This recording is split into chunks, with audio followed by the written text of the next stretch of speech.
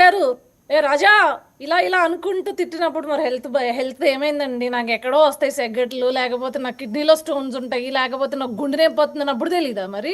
దానికి దానికి అప్పుడు అంత ఎచ్చిపోయి పొగరెక్కిపోయి ఒళ్ళు మదం ఎక్కిపోయి మాట్లాడినప్పుడు దానికి సంబంధించి ప్రభుత్వాలు మారినప్పుడు మన పైన యాక్షన్ తీసుకుంటారు. మన కంట్రోల్లో ప్రజలకి ఏ రకంగా ఒకవేళ నువ్వు ఇబ్బందే పడి ఉండొచ్చు, నిన్ను ఇబ్బందే పెట్టుండొచ్చు.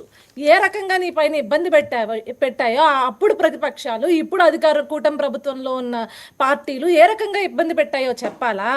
లేకపోతే లేదు లేదు నాకు నోరుంది కదా, లేకపోతే నాకు అధికారం అండ ఉంది కదా అని చెప్పేసి నా ఇష్టం వచ్చినట్లు మాట్లాడతానంటే ఈరోజు ఇట్లానే పాపము ఇప్పుడు ఇప్పుడు గుర్తొస్తాయి అనమాట. నాకు గుండె జబ్బు ఉంది, లేకపోతే నాకు కిడ్నీలో రాళ్ళు ఉన్నాయి, లేకపోతే నాకు లివర్ పోయింది అని చెప్పేసి ఇప్పుడు గుర్తొస్తాయి అనమాట. ఏం మాట్లాడుతున్నారు ఆయన అక్కడ? ఏదో పెద్ద నీతి మంత్రులాగా మేము ఏ తప్పులు చేయలేనట్లులాగా, అసలు తప్పు చేయకుండా ఇంట్లో సుద్దపూసల్లా కూర్చుంటే వెళ్ళి అరెస్ట్ చేసినట్లు మాట్లాడుతున్నారు.